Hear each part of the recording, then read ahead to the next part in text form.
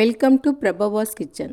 Friends, இன்றைக்கி பொங்கல் பானையில் செய்கிறது போல் தளர்வான சர்க்கரை பொங்கல் குக்கரில் செய்ய போகிறோம். குக்கரில் செய்கிறதுனால சீக்கிரமே செஞ்சு முடிச்சிடலாம்.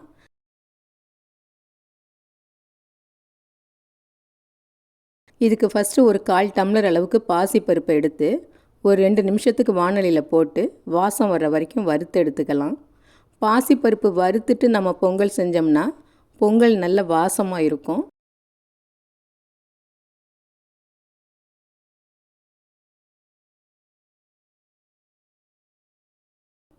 இந்த பாசிப்பருப்பு நம்ம செவக்கெல்லாம் வறுக்க வேண்டாம். ஒரு 2 நிமிஷம் வாசம் வர வரைக்கும் வறுத்தா போதும். அப்போ தான் பொங்கல் நல்ல வாசத்தோடையும் இருக்கும். அதே சமயம் பருப்பும் அரிசியோடு சேர்ந்து நல்லா குழஞ்சி போயிருக்கும்.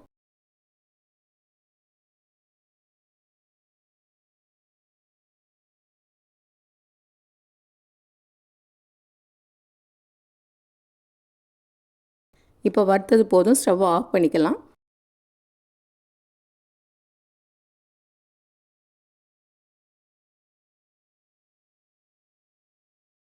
ஆஃப் பண்ணினதுக்கு அப்புறமா இதில் 1 டம்ளர் அளவு பச்சரிசியை சேர்த்து கலந்து விட்டுக்கலாம். நான் ஸ்டவ் ஆஃப் பண்ணி தான் இருக்கேன், இந்த அரிசியை வறுக்கலை. இப்போ இதில் தண்ணி ஊற்றிட்டு ஒரு 2-3 தடவை நல்லா வாஷ் பண்ணிவிட்டு வச்சிடலாம். அடுத்து இப்போ குக்கர் பானையை ஸ்டவ்வில் வச்சு அதில் 1 டம்ளர் அளவு திக்கான பால் சேர்த்துக்கலாம். எந்த டம்ளரில் அரிசி அளந்தோமோ அதே டம்ளரில் 1 டம்ளர் அளவு பால் சேர்த்துட்டு தண்ணி 2 டம்ளர் சேர்த்துக்கலாம். இப்போ அந்த பால் நல்லா பொங்கி வரும்போது நம்ம களைஞ்சி வச்சுருக்கிற அரிசி பருப்பை சேர்த்துக்கலாம். இப்போ பால் நல்லா பொங்கி வருது. இப்போ களைஞ்சி வச்சுருக்கிற அரிசி பருப்பை சேர்த்து கலந்து விட்டுட்டு குக்கரை மூடி விசிலை போட்டு ஒரு 5-6 விசில் வர்ற வரைக்கும் வேக விட்டுக்கலாம்.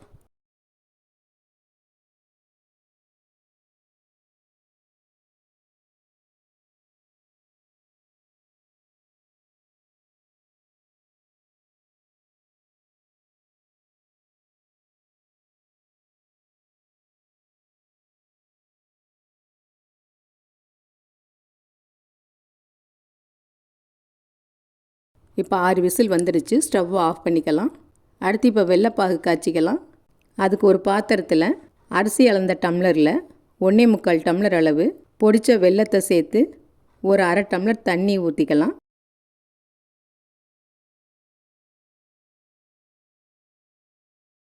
இப்போ ஸ்டவ்வை பற்ற வச்சு இந்த வெல்லம் நல்லா கரைஞ்சி வரட்டும்.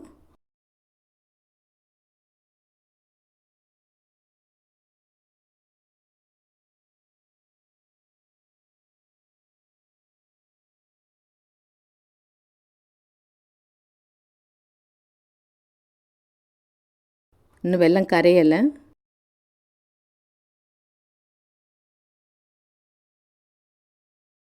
இப்போ வெல்லம் முழுக்க கரைஞ்சி பாகு கொதிச்சு வருது.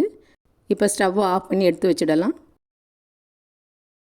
இப்போ குக்கரில் ஸ்டீம் அடங்கிடுச்சு, திறந்து பார்க்கலாம்.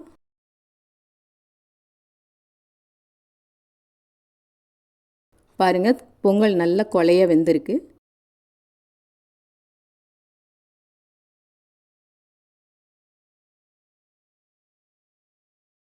இப்போ இதை நல்லா கரண்டியால் கலந்து விட்டுட்டு பாகை வடிகட்டி சேர்த்துக்கலாம்.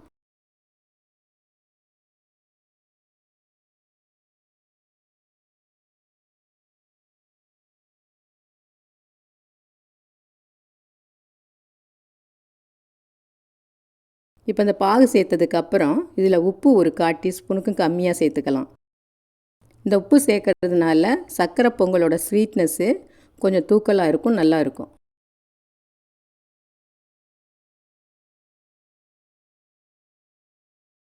இப்போ உப்பு சேர்த்து நல்லா கலந்து விட்டதுக்கப்புறம் நம்ம முந்திரி திராட்சையை வறுத்து சேர்த்துக்கலாம்.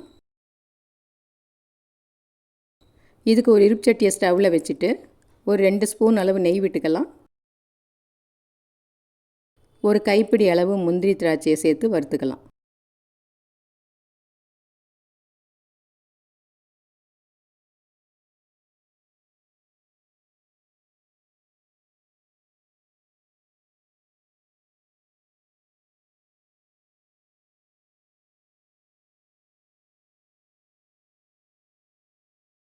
இப்போ முந்திரி திராட்சை நல்லா வறுபட்டுடுச்சு. இப்போ இதை பொங்கலில் சேர்த்துட்டு 1 டீஸ்பூன் அளவு ஏலக்காய் பொடியும் சேர்த்துக்கலாம்.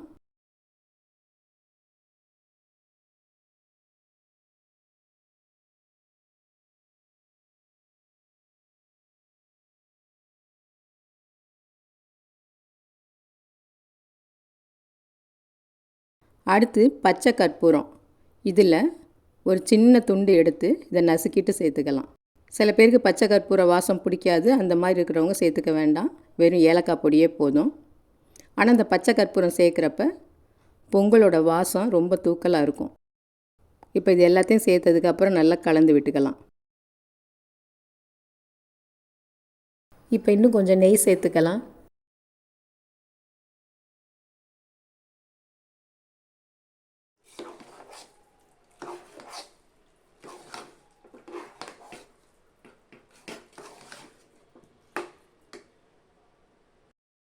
இப்போ நல்ல டேஸ்டியாக தளர்வாக சர்க்கரை பொங்கல் பொங்க பானையில் செய்கிறது போல் குக்கரில் செஞ்சு முடிச்சிட்டோம். பாருங்கள். இந்த டிஷ்ஷு பிடிச்சிருந்ததுன்னா லைக் பண்ணுங்கள், ஷேர் பண்ணுங்கள், மறக்காமல் சப்ஸ்கிரைப் பண்ணுங்கள். நன்றி.